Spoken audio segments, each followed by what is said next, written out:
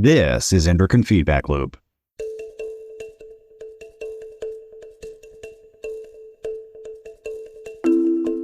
I am your host, Chase Hendrickson, and welcome you to this Journal Club podcast series brought to you by the Endocrine Society.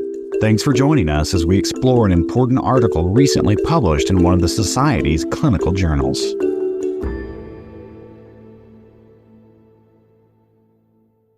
Welcome again to the Endocrine Feedback Loop podcast for our 55th episode. Today, we look at a recent systematic review and meta-analysis in the JCENM that tries to help us understand the role for T3 replacement in the treatment of people with hypothyroidism.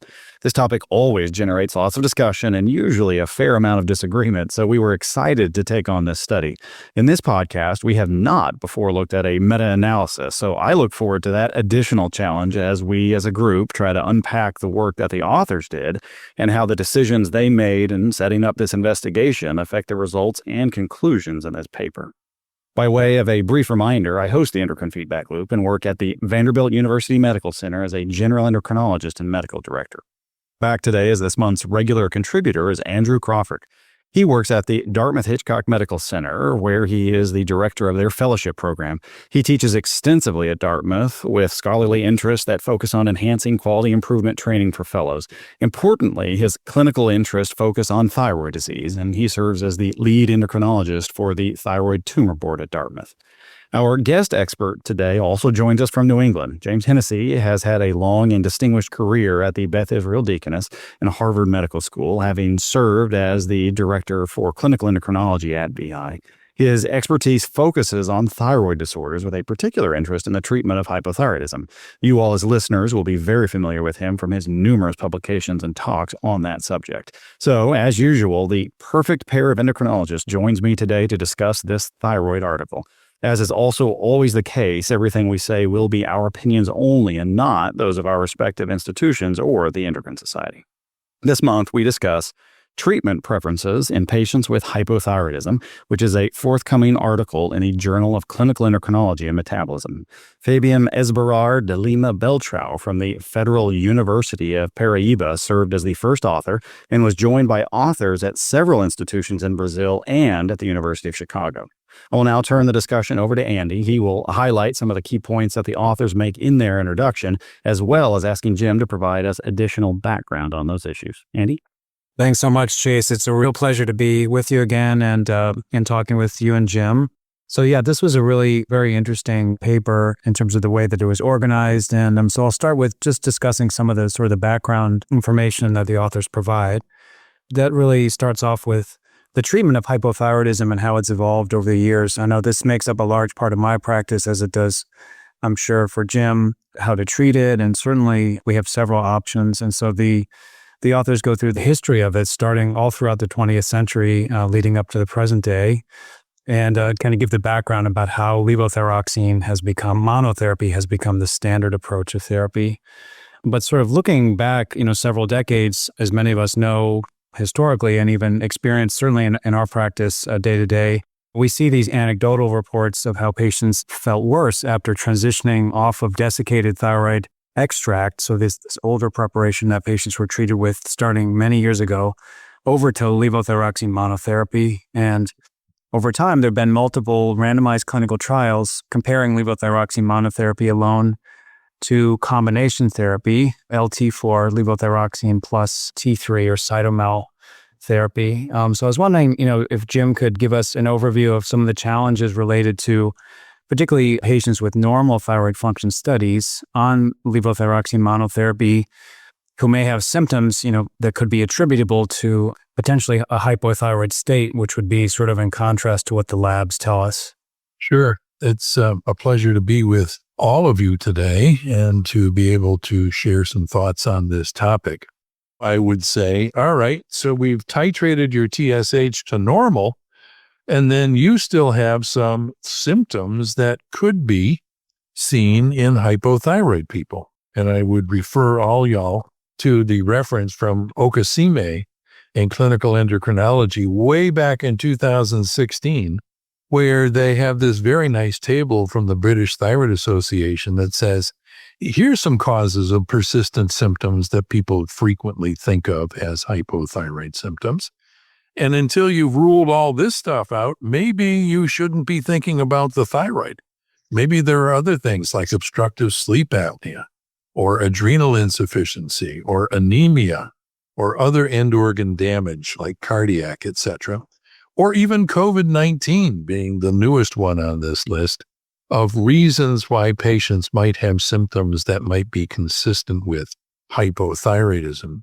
And simply because they're on thyroxine does not necessarily mean that those symptoms are actually due to hypothyroidism. As all of you have seen recently, and if you were reading JAMA and saw Juan Brito's paper looking at an insurance database for patients being treated with levothyroxine, Juan clearly demonstrated that over 30% of new starts on thyroxine were actually euthyroid people. And once people are started on thyroxine, if you ask them, what's your diagnosis? What do you think they say? Oh, my doctor told me I'm hypothyroid. That's why they put me on thyroxine. And as soon as they know a diagnosis, then they have some key terms to use if they'd like to research that.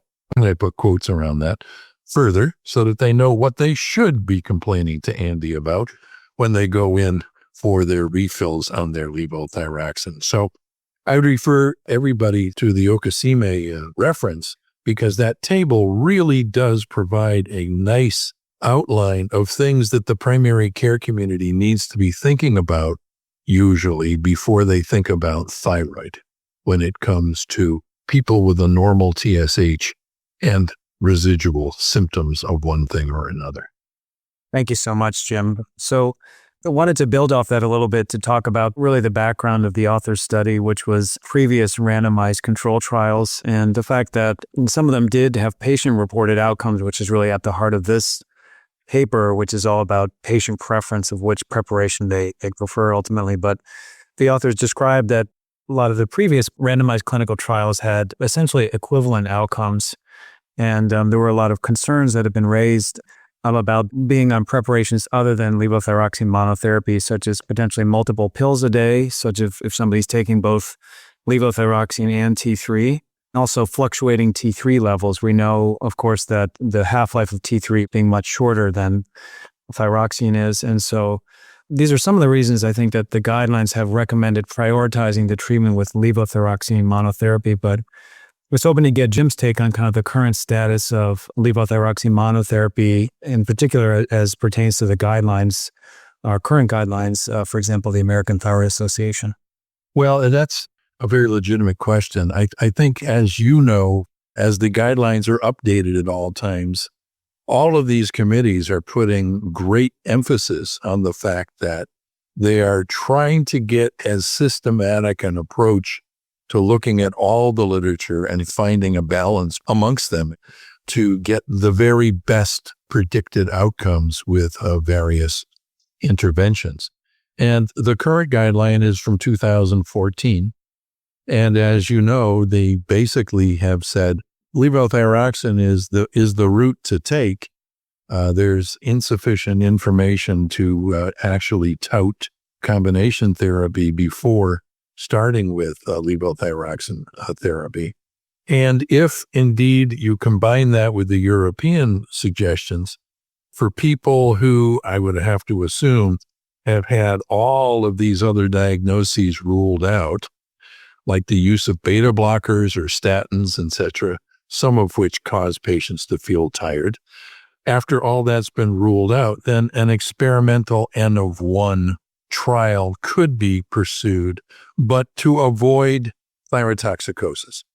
I think we're all kind of sensitive to the concept of not driving the TSH down into the cellar because we're aware of the cardiovascular circumstances and risks that puts patients into, especially postmenopausal women where they'd also be losing lots of bone density as a result of that. So I think that the guidelines are being cautious and I think appropriate of saying, you know what, if you're not going to be ruling out all these other things that cause these symptoms, then you should be starting with levothyroxine. And once you've got your patient stabilized with a normal TSH, which should predict good long-term outcomes, as you're well aware, then you'll have time to evaluate all the other things that could be going on with your patient, like obstructive sleep apnea, et cetera, et cetera, et cetera. Thank you very much. And one interesting thing that certainly we'll be talking a lot about in this paper as we continue to discuss it is patient preference, potentially preferences for other regimens other than levothyroxine monotherapy, desiccated thyroid extract, or combination therapy with both levothyroxine and T3. And so what we've seen in some of the randomized clinical trials over the years is a signal in some of these that potentially there could be preferences for therapies other than levothyroxine monotherapy. So the study purpose in this paper is to determine which treatment, levothyroxine monotherapy versus combination T4 plus T3 or desiccated thyroid extract, was most likely to be preferred when considering all the participants for the eligible randomized clinical trials. So I'll hand it over now to Chase to help us go through the methodology of the paper. Andy and Jim have already given us a nice overview there. I think you can already sense the controversy here. You probably were aware of it before, but I think you've got a good understanding of why we're wrestling with this and trying to get this figured out. As we think about the methods, I want to start with thinking about several related terms. As I mentioned in the introduction, we've not looked at a systematic review or meta-analysis before, so we'll take a few minutes to explain that.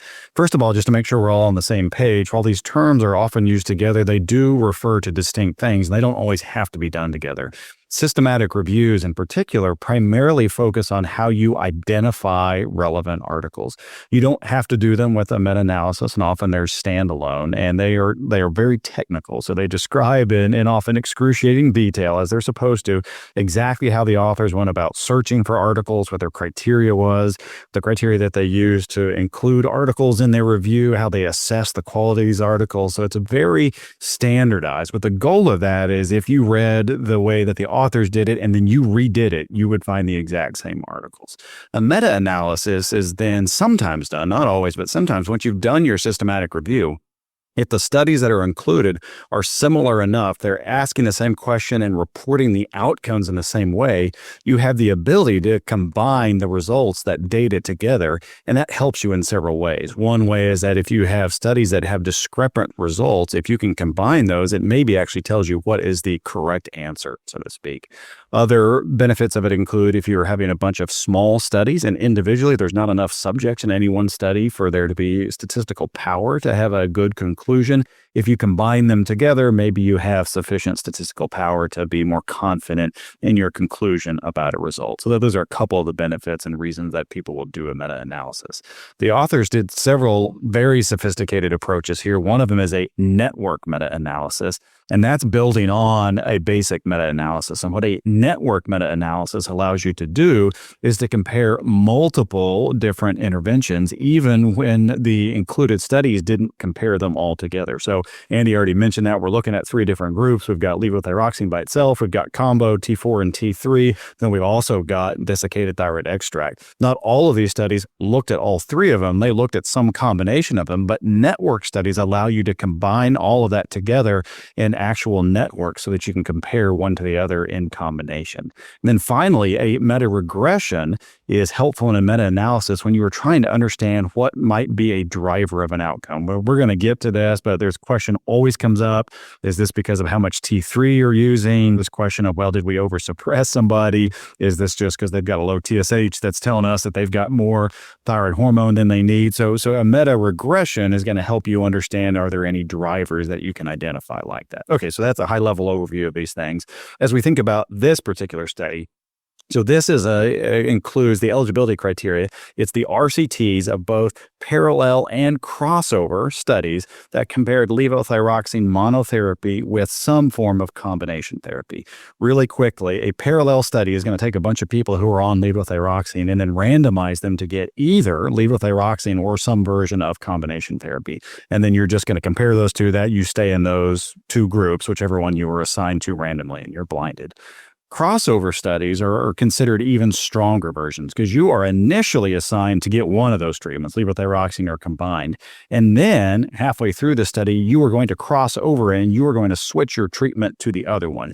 You're not going to know as the subject, you're going to be blinded. You're going to know that you switched treatments, but you're not going to know which one you were on first and which one you were on second. But then that allows comparison with the same individuals. And so you don't have to worry at all about confounding there. And so that's considered a particularly strong design. And as we'll see here, the authors appropriately focus on that whenever there's any discrepancy. So any of those two designs were included here. The authors were only looking at adults with overt primary hypothyroidism, and the outcomes, as Andy's told us already, had to include patient preference. And as before with these two different study designs, the crossover made sense because you were on both. And so at some point you were asked, did you like the first one you were on or the second one? You don't know which one was which. Parallel studies are a little bit harder to think about, but primarily it's if you were on levothyroxine and then you got treated, they just asked the question, do you like this new thing that you're on or what you were on before? Again, it's not going to be as strong because not all of these subjects were on both. And so that's yet another reason to why the authors excluded them as they did some of this analysis to see if that made a difference. The authors state that they follow the PRISMA guidelines. So those are the standard guidelines for how to do systematic reviews and meta-analysis. So they did that for their search strategy, their screening, their data extraction, the quality assessment, all the things that you're supposed to do. And the authors provide good details on that. In the statistical analysis, there's a couple of important things that the authors do. There's a couple different ways that they dealt with data heterogeneity. So this is a very common thing when you're combining different studies. These studies are done in different ways. They're looking at different populations. Sometimes the interventions can be a little bit different. There can be many different aspects to them. And you get worried if you're combining studies that are very different from one another. If you're putting them all together, it's possible that the answer that you get is not really very well reflective of any of the individual studies. So one of the ways that you do that is when you're looking at the results, as you look at the spread of these results, you'll calculate both p-values and I-squared values. P-values, we're used to thinking of, you want a low p-value, that's good. That tells you that these groups are different. This is a little bit backwards, is because you don't want your studies to be radically different. Your hope is that as you do a meta-analysis, is that these studies are looking at the relatively similar populations, that you're getting results that are at least in the ballpark. You don't want them radically different. And so you are encouraged if your p-values are relatively high. That tells you your groups are not wildly different from one another. The I-square, the I stands for inconsistency, so that's the opposite. So you don't want a lot of inconsistency here. That's worrisome. So you get encouraged if you have low I-square values. One of the things that you can do is if you have data heterogeneity, so if your p-values and your I-squared values are telling you that your studies are fairly different and you maybe shouldn't be combining them, but you're not sure which studies are the ones that shouldn't be included, a visual way to do that is a funnel plot. You just graphically plot out where these studies go and you just plot them together based on how big they are and was the result favoring one or the other. And it actually should, as you put them on dots on a page, create a funnel. And as if you have studies where these dots are outside of this funnel, it just gives you a clue of, okay, that's probably a study that maybe doesn't fit very well. And maybe you can tell why. And you say, oh, they have a totally different population. This does not at all fit with the rest of these studies. You maybe aren't able to readily identify what that is, but that's how you approach that.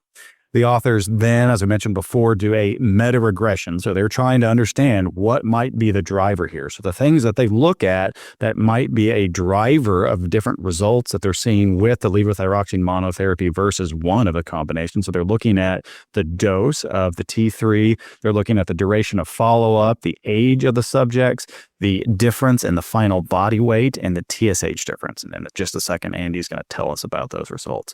Finally, we've alluded to this before, but to be clear, with this network meta-analysis, there are 3 different nodes that are being looked at. So this is not just comparison of one treatment to another. You've got 3 different comparisons. You've got levothyroxine monotherapy.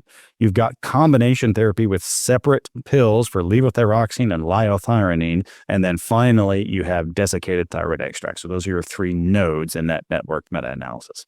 A lot of information to be wrestling with here. Andy's going to walk us through some of these results, and I'll turn it over to him. Thank you, Chase. So as far as the studies that were identified and included in the paper, there were 11 studies from 9 countries. 3 of those were parallel and 8 were crossover studies by design. And so these are the ones that met their inclusion criteria. The totals were 592 patients with combination therapy of some type, either the desiccated thyroid extract or T4 plus T3 therapy, and 543 with levothyroxine monotherapy. So we'll sort of go through the results step by step, hitting all the high points, hopefully. So the authors note that the meta-analysis of pooled data from all of these 11 randomized clinical trials indicates a preference for combination therapy. Again, that term meaning either desiccated thyroid extract or T4 plus T3 when compared to levothyroxine monotherapy. But they do note that there's a large amount of heterogeneity between these different studies, which could potentially affect what they describe as the validity of the overall pooled estimate. And as far as the heterogeneity, some of the points that they bring up is the dose of the T3, as well as the dosing schedule and the prescribed ratio of T3 to T4. There was also heterogeneity in terms of the risk of bias, where 4 were deemed low risk of bias, 6 having some concerns of bias, and 1 being identified as high risk. And the studies were quite heterogeneous as far as the percentage of participants that were listed as being no preference. So it's fairly high in some studies, as high as 50% and ranging from 11% up to that 50%. So what they did to sort of try to limit some of this heterogeneity or sort of try to statistically work around it and try to polish this data and remove some of the outliers was to do some of the sophisticated analysis that Chase went through. So they utilize these funnel plots to mark 4 studies as substantially contributing to the heterogeneity. And they then reanalyze the data, which they describe as not affecting the pooled primary outcome result. And that finding was preserved when they also looked only at crossover studies. They also did the funnel plot again to remove 3 further clinical trials to limit the heterogeneity. And again, the finding was preserved. One of the interesting things is they noted that when the TSH difference was less than 0.1, the preference was for combination therapy, but that when the TSH difference was greater than 0.1, there was no significant difference between mono and combination therapy. The authors note no significant preference in parallel trials. The authors do note that the power overall was strong. It was ranging from 74 to 98%, indicating that they had confidence in the ability to reject the null hypothesis, which would be that there's no difference in terms of preference. The difference in the final TSH values in the crossover studies was significantly associated with the results that they present, that primary outcome, but other variables like the dose of T3, the duration of follow-up, or weight differences were not found to be associated significantly with the result. And then moving on to the network meta-analysis that Chase went through, and this is again something that compares multiple interventions for one condition, which in this case would be hypothyroidism treatment. They found that combination therapy and desiccated thyroid extract were preferred over monotherapy. When you look at crossover studies only, just the T4 plus T3 combo and not the desiccated thyroid extract preference remains significant. So I'm going to turn it back over to Chase to sort of lead us through the important conclusions of the study. Okay, so a lot of complicated things that were done here. These meta-analyses are very sophisticated and so hard to think about and hard to wrestle with. How's this actually going to affect what we do? So we're going to try to sort through that and at least give you our thoughts along the way. We will start with what the authors say, though. So they point out initially that there were other meta-analyses that have already been done. There were 3 of them that tried to answer this question, and they reported conflicting results. They point out that their own study used more stringent criteria, had expanded statistical tools, and also included more RCTs. And so to quote them here, they say that the results indicate a clear preference for combination therapy over levothyroxine monotherapy, which was unrelated to age, the dose of liothyronine, the duration of the trial, or the final body weight.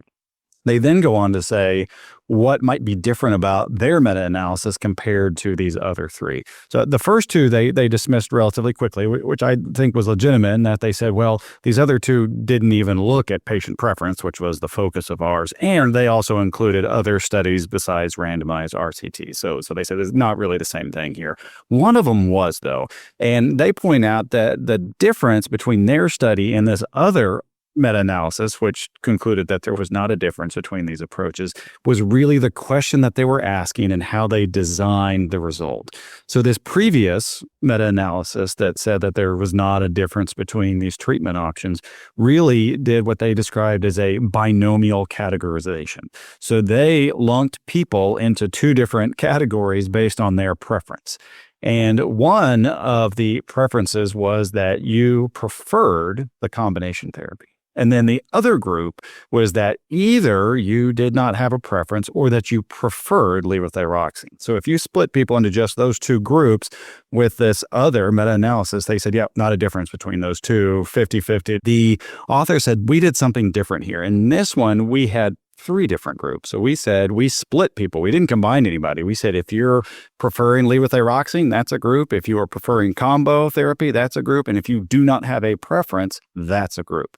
And that's a much better way of doing it, according to the authors. And we found a difference when we did it that way. And I do think that's a very important point that they make, because I think that is a key distinction and a big part of why they found a difference when the other study didn't. And the authors, as you would expect, support and then argue for the way that they did their study as being superior. I wanted to get Jim's thought on this because I had this question as I was wrestling. Neither was wrong, but you do get different answers depending upon the type of question that you're asking. And I tried to put myself in a clinical scenario of thinking, okay, which one is really the question that I would ask when I'm seeing a patient? And almost always the question I'm asking is with a patient who is already on levothyroxine. Jim, you gave us that scenario before. And I'm trying to decide, are you going to feel better if I switch you to combination therapy, yes or no? And at least in my mind, when phrased that way, that is the way that the other study that didn't find a difference, that's the way that that's set up, not the way that this one is set up. Again, it's not a right or a wrong. It's just how did they do this? So, Jim, thoughts about how we should be asking this question and the different ways these studies ask that question? Well, if the standard from the guidelines is to treat with levothyroxine, normalize the TSH, the second piece of that sentence is always, and alleviate hypothyroid symptoms. If that's what our first thought process needs to be, well, then, okay, so we start everybody on levothyroxine. We titrate them to a dose where the TSH has been normalized. And then, as you're well aware, the peripheral tissues take a while to come to equilibrium with the replacement therapy. And so you'd probably have to wait for a while to see what symptoms are going to resolve and what symptoms are not going to resolve. And then when there are residual symptoms, then I want to offer the patient something that I'm convinced is going to be better than what they're currently utilizing. And, not to get too regressive on this, for the 30% of patients who are on levothyroxine who were euthyroid to begin with, their symptoms didn't resolve because they weren't related to the thyroid in the first place. And with comorbidities and other types of things going on, many of the symptoms that we're probably looking at may very well not be thyroid related. But at the same time, I agree with you.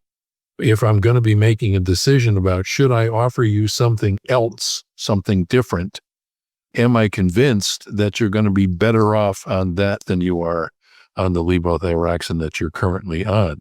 And if you tell me that you were tried on a combination therapy of one type or another, and you say, no, I didn't like that. I liked what I was doing before. Is that no preference or a preference for levothyroxine? If nothing changes, then there's really no preference because you didn't see a positive result from switching to another treatment. So I agree with you, or I think I agree with you, in combining preference for thyroxine with no preference, since almost all of these studies were done basically with patients on levothyroxine, and they were stabilized, and they had to be on a stable dose of levothyroxine for 3, 6, or more months, and then they were randomized to the other treatments. They're all basically starting at that starting point. Levothyroxine, normalized TSH, it's a stable dose for a long period of time, and now I'm going to randomize you to something that might be better, or maybe you're not going to feel any different at all. And if you don't feel any different at all, then it's not necessarily better. The authors then move on to wrestle with another issue, and while several of these studies, as we just discussed, as Andy walked us through, have shown a difference in patient preference, these studies have not been able to consistently identify differences in patient-reported outcomes. So the authors try to explain that, and they admit that patient preference would intuitively be identified through patient-reported outcomes, but the way that these patient-reported outcomes are done, and this is in a very standardized fashion, that they don't allow patients to rank which of those is most important. And they suggest, well, that may be the reason why we're not seeing a difference. And if they could rank that, maybe that would show us something that we're not currently seeing. I'll point out as an aside that with patient preference, that's also similarly dichotomous. It's a, did you like this one or did you like that one? Or was it not a difference? We don't have a sense of how strong that is. Was it a major difference? Was it a fairly trivial one? And you're just trying to pick one. We don't have insight into that, again, just because of the way that these RCTs that are the basis of this meta-analysis, because of how those are done. The authors point out that a real strength of the study, which I think they're right on, is that the included RCTs are all blinded. So the subjects didn't know what treatment that they were on, so they couldn't have been influenced by external factors in choosing one versus the other. They didn't know when they were on T3 because nobody told them, so they couldn't say, oh, I think I'm supposed to feel better, so I'm going to say that I feel better, or I think maybe that I do. So a placebo effect, in other words. And certainly agree with them. I think that's a strength, and that was a key criteria for the studies that they included. But Jim, a follow-up question for you on that is, again, we've got to figure out how to translate this into clinical practice. So in clinical practice, we don't do blinding. Patients know when they're on treatment, when they're not on treatment. So we have to deal with placebo effect. So again, let's set aside the question of, do you want to start putting a lot of your patients on T3? And let's just say, for argument's sake, that you're going to. How do we deal with this placebo effect? Because it's going to be very hard for any patient. This is a natural thing that happens for any patient to not think that they're feeling better with a newer medication, or at least a strong risk for that. So any thoughts on how we might have to deal with that clinically? Well, in my experience, patients who've reported to me that they were now on a combination therapy and they felt very much better have typically said it was just a life-changing difference in the way that they felt. And I'm thinking about a patient that I saw just earlier this week, and I'm refilling her T4 and T3 for her, and someone else had started her on that. And she told me that she couldn't get out of bed because she was so incapacitated. But after she went on T3, T4, within a day or so, she was just doing fine. And I'll leave it with that so that it's kind of a dramatic preference with, I feel good now and I didn't before. And that's what I have come to expect when people have these very positive responses. I would point out that in all of these randomized controlled trials, the primary outcomes are all patient-reported outcomes, and more recently, the Thypro 36 assessments. And those are patient-reported outcomes, of course, but because it's been so clearly looked at and analyzed by psychologists and others who are expert in putting together surveys, it's now the standard for, well, if you can show a difference in Thypro, then maybe you've got something going. And the studies are not consistently showing an advantage in Thypro or other quality of life kind of assessments. And that's why the guidelines default back to, all right, we've done all these randomized placebo-controlled trials. We're looking at objective data to try to come up with, this has got the advantage here, that's got the advantage there. And as one or the other of you was pointing out, but from study to study, maybe something looks like it got better, and then in the next study, there was no effect on that at all, et cetera. So from a clinician's perspective, what you want to see is, I prescribe something for you, and I predict that you're going to get better, and you will more often than not. But in this particular case, it's very difficult to do that. And as far as the preferences go, as you were, I think, alluding to, combining preference for levothyroxine and no preference together might actually be the clinically more relevant decision-making point, rather than splitting it out into, you can either express a preference for thyroxine or for desiccated thyroid extract or for a combination therapy. And none of these people who are professing no preference at all count. And so it becomes just one against the other. And my guess would be, if I took something with a little bit of T3 in it, maybe I'd feel better too. I hope that answered your question. It did, yeah. And I think well illustrates that RCTs are appropriately the gold standard. It's the best that we've got as far as figuring out what we should be doing, but there can be challenges in how to translate some of them into clinical practice. The authors move on to list their limitations. They point out that the studies that were included here, there's a small number of them and didn't have a lot of subjects in them. They point out that network meta-analysis, it was mostly indirect, so there were not many direct comparisons between the different treatment options. They point out that ethnic diversity and polymorphisms were not considered in this analysis. Jim mentioned the issue of comorbidities, and then the authors point out here that only 3 of the RCTs considered comorbidities, and that none of them were really looking at intestinal differences, trying to understand if there might be absorption variability. And then finally, the authors point out, we've touched on this already, is that patient preference is measured as a binary outcome in these studies. The authors wrap up with a couple of points, so what I would describe as their summary, and I'll quote them here. They say, our comprehensive analysis found a consistent preference for combination therapy over levothyroxine monotherapy. They then move on to what I would describe as their implication. Again, I'll quote them. Given that the effectiveness and safety of levothyroxine plus liothyronine and levothyroxine therapies are similar, physicians should consider using a model of shared decision-making that respects patient preference when treating patients with hypothyroidism. We will get to the question of whether this should be changing our practice. But first of all, I just want us to think about the quality of this report overall. So Andy, let's get your thoughts. You spent a long time working through this article and analyzing it. What are your thoughts about the quality of this report overall? I think that in terms of the overall quality, there were some really interesting methodologies done to analyze a really heterogeneous batch of data. So I think it was really fascinating the way that the authors worked through that. I don't think that this will have a big impact ultimately on my own practice. I think it's very useful just to be educated on a lot of different viewpoints and new data that I wasn't aware of before, and just being able to talk through that with patients to help them make the best decision possible for themselves. Yeah, and before we get to Jim, I'd say I agree with you. I think as far as the meta-analysis goes, and having looked at this, I think they did a good job of this. So technically, I think this is done well. These things are very complicated to do. I think you've probably picked up on that.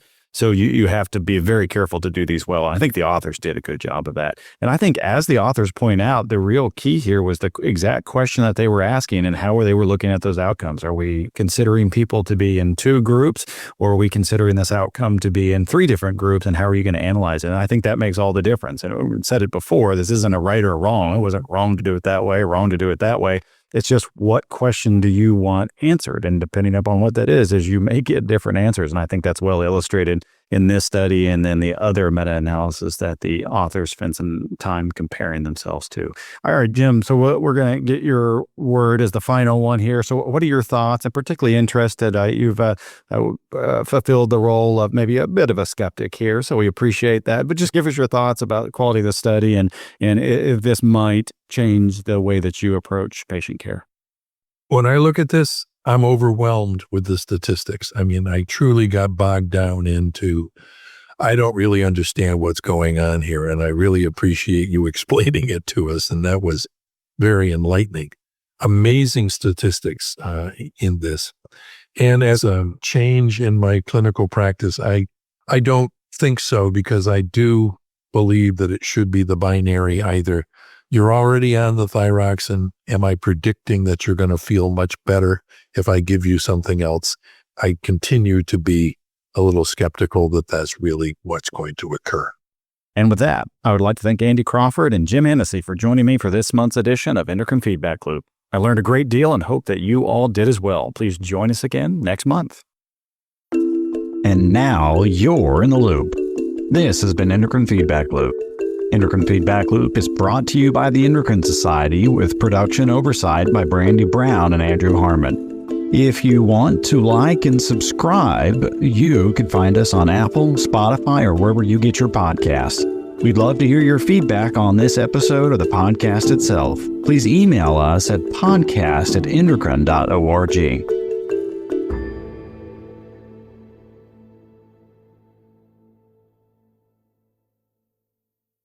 Endocrine Feedback Loop is a free service of the Endocrine Society. To learn more or to become a member, visit the Society's website at www.endocrine.org.